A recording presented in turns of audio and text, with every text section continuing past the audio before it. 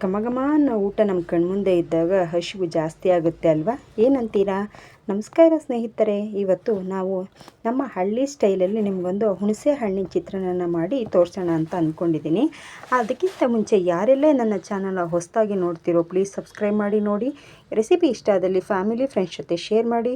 ಹಾಗೆ ನಿಮ್ಮ ಅನಿಸಿಕೆ ಅಭಿಪ್ರಾಯನ ಕಮೆಂಟ್ ಮಾಡೋದನ್ನು ಮರಿಬೇಡಿ. ಇದು ತುಂಬಾ ಸಿಂಪಲ್ ಆದಂತಹ ರೆಸಿಪಿ, ಆದರೆ ರುಚಿ ಅಂತೂ ತುಂಬ ಸೂಪರಾಗಿರುತ್ತೆ.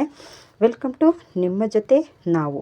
ಹಾಗಿದ್ರೆ ನಮ್ಮ ರೆಸಿಪಿನ ಶುರು ಮಾಡೋಣ. ಎಲ್ಲೂ ಸ್ಕಿಪ್ ಮಾಡಬೇಡಿ, ಪೂರ್ತಿ ವಿಡಿಯೋನ ನೋಡಿ, ನಿಮಗೂ ಗೊತ್ತಾಗುತ್ತೆ. ನಾನಿಲ್ಲಿ ಒಂದು ಬಾಣಲಿಗೆ ಆಯಿಲ್ ಹಾಕಿ ಅದಕ್ಕೆ ಸ್ವಲ್ಪ ಸಾಸಿವೆ ಹಾಕಿ ಅದು ಸಿಡಿಯೋ ತನಕ ವೆಯ್ಟ್ ಮಾಡೋಣ. ಇದಕ್ಕೆ ಬೇಕಾಗಿರೋಂಥ ಪದಾರ್ಥಗಳು ಈರುಳ್ಳಿ, ಬೆಳ್ಳುಳ್ಳಿ, ಕರಿಬೇವಿನ ಸೊಪ್ಪು. ನಾನು ಒಂದು ಗೆಡ್ಡೆ ಈರುಳ್ಳಿ ಬೆಳ್ಳುಳ್ಳಿನ ತೊಗೊಂಡು ಅದನ್ನು ಜಜ್ಜಿ ಸಿಪ್ಪೆ ತೆಗೆದಿಲ್ಲ, ಜಜ್ಜಿ ಇಟ್ಕೊಂಡಿದ್ದೀನಿ. ಅದನ್ನು ಇವಾಗ ಆಯಿಲಲ್ಲಿ ಹಾಕಿ ಫ್ರೈ ಮಾಡ್ಕೊಳ್ತೀನಿ. ಸ್ವಲ್ಪ ಫ್ರೈ ಆದ ತಕ್ಷಣ ಇದಕ್ಕೆ ನಾವು ಈರುಳ್ಳಿನ ಸ್ಲೈಸಾಗಿ ಕಟ್ ಮಾಡಿದ್ದೀನಿ, ಅದು ಹಾಗೆ ಹಸಿ ಕರಿಬೇವಿನ ಸೊಪ್ಪು ತುಂಬ ಫ್ರೆಶ್ ಇದ್ದರೆ ಇದು ಟೇಸ್ಟ್ ಚೆನ್ನಾಗಿರುತ್ತೆ. ನಾನು 2 ಈರುಳ್ಳಿನ ತೊಗೊಂಡು ಈ ರೀತಿ ಫ್ರೈ ಮಾಡ್ಕೊಳ್ತೀನಿ.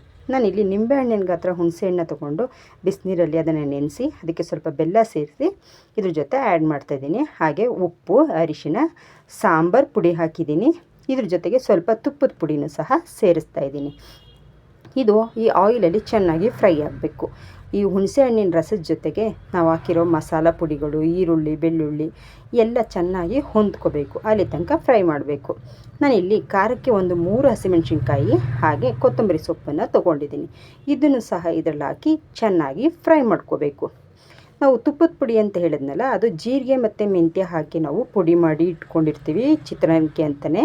ನಾನಿಲ್ಲಿ ಮೊದಲೇ ಅನ್ನ ಮಾಡಿ ಇಟ್ಟಿದ್ದೆ, ಅದನ್ನು ಸಹ ಇವಾಗ ಸೇರಿಸ್ಕೊಳ್ತಾ ಇದ್ದೀನಿ. ಅನ್ನನ ಸೇರಿಸಿ ಇದನ್ನು ಚೆನ್ನಾಗಿ ಮಿಕ್ಸ್ ಮಾಡ್ಕೋಬೇಕು. ಇದು ಅಮ್ಮನ ಕೈ ರುಚಿಯಾಗಿರೋದ್ರಿಂದ, ಹಳ್ಳಿ ಸ್ಟೈಲ್ ಇರೋದ್ರಿಂದ ನಾವು ಕೈಯಲ್ಲಿ ಯಾವುದೇ ಚಿತ್ರಾನ್ನ ಮಾಡಲಿ ನಾವು ಕೈಯಲ್ಲಿ ಕಲಸಿದ್ರೇ ಅದರ ಟೇಸ್ಟ್ ತುಂಬ ಚೆನ್ನಾಗಿರುತ್ತೆ. ಇದಂತೂ ವರ್ಲ್ಡ್ ರೆಕಾರ್ಡ್ ಚಿತ್ರಾನ್ನ ಅಂತಲೇ ಹೇಳ್ಬೋದು. ಈ ಯಾವುದೇ ನೀವು ದೇಶಕ್ಕೆ ಹೋದರೂ ಚಿತ್ರಾನ್ನ ಅಂದರೆ ಬಾಯಲ್ಲಿ ನೀರು ಬರುತ್ತಲ್ವ. ನೋಡಿ, ನಮ್ಮ ಚಿತ್ರಾನ್ನ ರೆಡಿಯಾಗಿದೆ. ತುಂಬ ಟೇಸ್ಟಿಯಾಗಿರುತ್ತೆ. ಒಂದು ಸಲ ಇದನ್ನು ನೀವು ಟ್ರೈ ಮಾಡಿ. ಇಷ್ಟ ಆದಲ್ಲಿ ನಿಮ್ಮ ಫ್ಯಾಮಿಲಿ ಫ್ರೆಂಡ್ಸ್ ಜೊತೆ ಶೇರ್ ಮಾಡಿ, ಸಬ್ಸ್ಕ್ರೈಬ್ ಮಾಡಿ ನೋಡಿ. Thank you for watching. ಮತ್ತೆ ಸಿಗುವ. ಬಾಯ್ ಬಾಯ್.